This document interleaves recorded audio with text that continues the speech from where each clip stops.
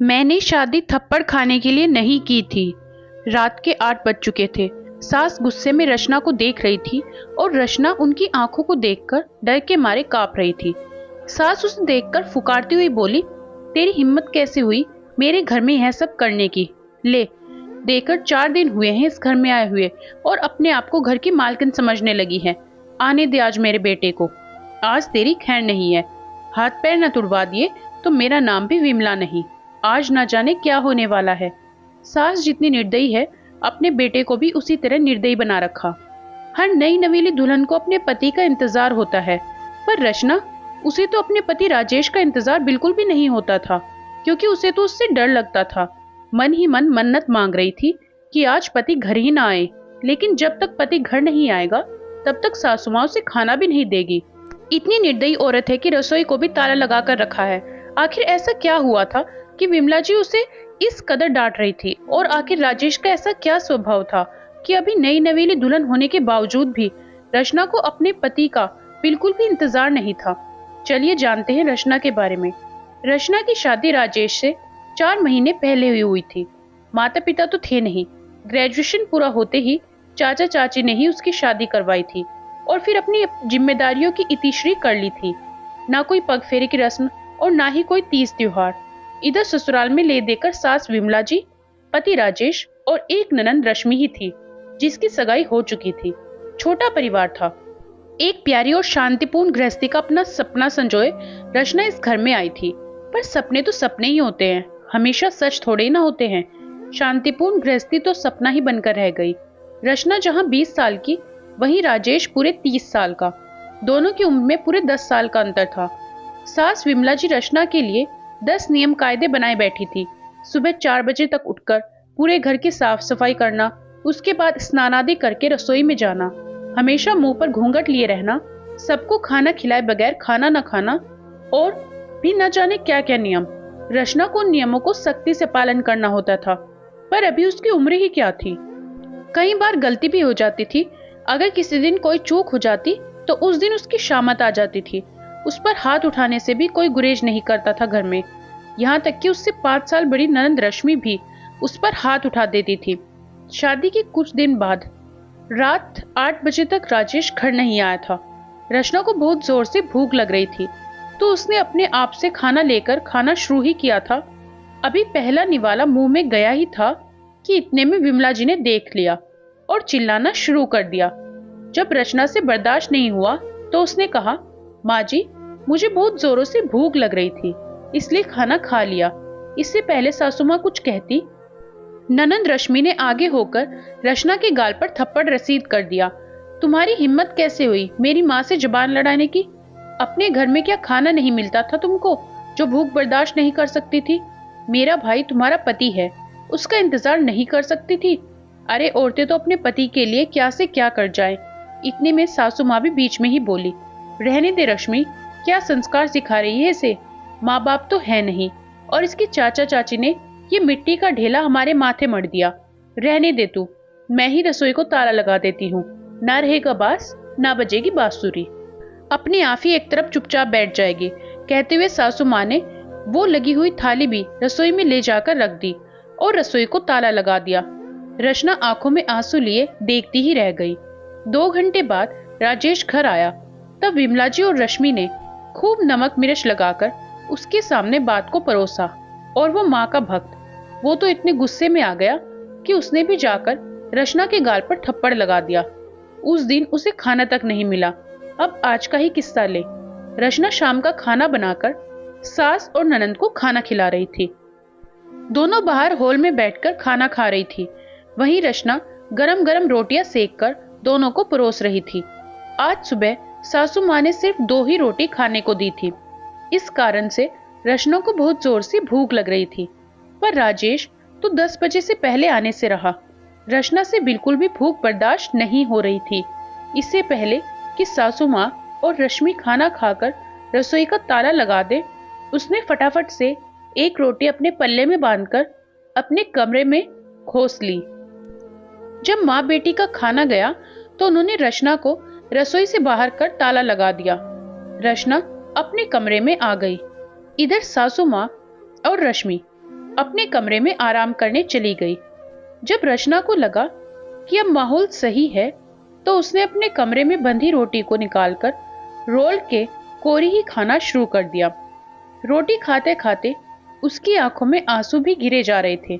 स्वाभिमान इस चीज की गवाही नहीं दे रहा था, पर क्या करे, वो भी समझ में नहीं आ रहा था। उसी समय सासू माँ किसी काम से उस तरफ आई और उन्होंने रचना को रोटी खाते देख लिया। बस फिर क्या था, हंगामा शुरू हो गया और रचना अब यही इंतजार कर रही थी कि राजेश घर ही ना आए। अब पता नहीं आज वो क्या करेगा। उस दिन इन सब के सामने रोटी लेकर खाई थी तो थप्पड़ मार दिया, पर आज तो रोटी की चोरी की थी। थोड़ी देर बाद राजेश घर आया तो रचना का दिल जोरों से धड़क रहा था, माथे पर पसीना आ रहा था। अचानक राजेश की जोरदार आवाज आई, रचना बाहर आओ। रचना डरती कांपती बाहर आई। देखा तो सासू माँ अभी भी नागिन की तरफ कुंकार रही थी। रश्मि कुटिल मुस्कान के साथ उसकी तरफ देख रही थी और राजेश, उसकी आंखें तो गुस्से में लाल हो रखी थी। जैसे ही उसने रचना को अपने सामने देखा, उसने उसके बालों को पकड़कर खींचा और धक्का देकर नीचे गिरा दिया। आह! रचना की बहुत जोर से चीख निकल गई। तेरी इतनी हिम्मत कि अपने ही घर में चोरी करती है? रुक, तुझे तो मैं आज बताता हूं। कहते कहते राजेश ने अपनी बेल्ट निकाली और रचना को मारना शुरू कर दिया। रचना हाथ जोड़ती रही, लेकिन ना उसे तरस आया, ना ही उस घर की औरतों को। आखिर जब राजेश नहीं रुका तो रचना उसे धक्का मारकर दौड़ती हुई घर के बाहर निकल गई। अरे पकड़ इसे, बाहर कहाँ जा रही है? विमला जी ने कहा तो राजेश ने जवाब दिया, जाने दो माँ, कौन से उसके मायके वाले बैठे हैं जो उसे घर में बिठा लेंगे। अपने आप ही घूमकर फिर वापस आ जाएगी। तुम तो फटाफट मेरा खाना लगाओ, मुझे भूख लग रही है। राजेश की बात मानकर विमला जी ने राजेश का खाना लगा दिया और राजेश खाना खाने बैठ गया। पर रचना की सुध-बुध किसी ने नहीं ली। आखिर थोड़ी देर बाद रचना वापस आई। उसे देखकर तीनों कुटिल मुस्कान के साथ सामने खड़े हो गए। आ गई वापस महारानी? क्या हुआ, मायके वालों ने जगह नहीं दी? विमला जी ने ताना कसा। देखकर राजेश ने भी कहा, जब तक मेरे पैरों में नाक नहीं रगड़ेगी तब तक घर में नहीं घुसने दूंगा। बड़ी गई थी ना मुझे धक्का मारकर। हाँ भैया, इतनी आसानी से माफ मत करना इसे। अगर अभी माफ कर दिया तो कल को सिर पर चढ़कर नाचेगी। ऐसी लड़कियों का क्या भरोसा? अरे भरोसा तो हमें तुझ पर भी नहीं है। जो अपनी भाभी का सम्मान न कर पाई, वो हमारे घर में का क्या मान बढ़ाएगी? अचानक रचना के पीछे से रश्मि के होने वाले ससुर जी निकल कर आए। उन्हें देखते ही तीनों के चेहरे की हवाइयां उड़ गई। अरे आप कब आए समधी जी? उसी समय आए थे जिस समय आपकी बहू रोड पर बदहवास सी दौड़ रही थी। अच्छा हुआ हमें आप लोगों का चेहरा अभी से पता चल गया, वरना हमारा घर तो बर्बाद हो जाता अगर ऐसी बहू हमारे घर आ जाती। नहीं नहीं, कुछ गलतफहमी है पापा जी, मैं आपको समझाती हूँ। आप अंदर तो आइए, रश्मि ने कहा तो उसके होने वाले ससुर जी ने कहा, कौन से पापा जी? कैसे पापा जी? माफ करो, हमें तो तुमसे कोई रिश्ता नहीं जोड़ना चाहते। और जो समझाना है ना, वो जो पुलिस वाले खड़े बाहर, उनको समझाओ। अचानक पीछे से पुलिस वाले निकलकर आ गए। अब तो तीनों में से किसी से कुछ कहते ना बना। उन्हें देखते ही विमला जी ने अपनी आवाज को नर्म करते हुए रचना से कहा, अरे बहू, इतनी छोटी सी गलतफहमी में कोई पुलिस को बुलाकर लाता है क्या? ऐसी छोटी मोटी परीक्षा तो हर शादीशुदा औरत को अपने घर में देनी ही पड़ती है। आखिर यह तेरा ससुराल है, इसका मान रखना तो तेरी जिम्मेदारी है। माफ करना सासू माँ, मुझे ऐसी कोई परीक्षा देने का शौक नहीं है। शादी थप्पड़ खाने के लिए नहीं की थी मैंने। और यह कैसा ससुराल जहां रोटी भी मुझे चुराकर खानी पड़ी। आपने मुझे कमजोर समझ रखा है क्या? मेरा मायका नहीं है ना सही, पर कमजोर मैं फिर भी नहीं हूं। अब संस्कार अपने बच्चों को जेल में बिठाकर देते रहना। आखिरकार पुलिस तीनों को अरेस्ट कर अपने साथ ले गई।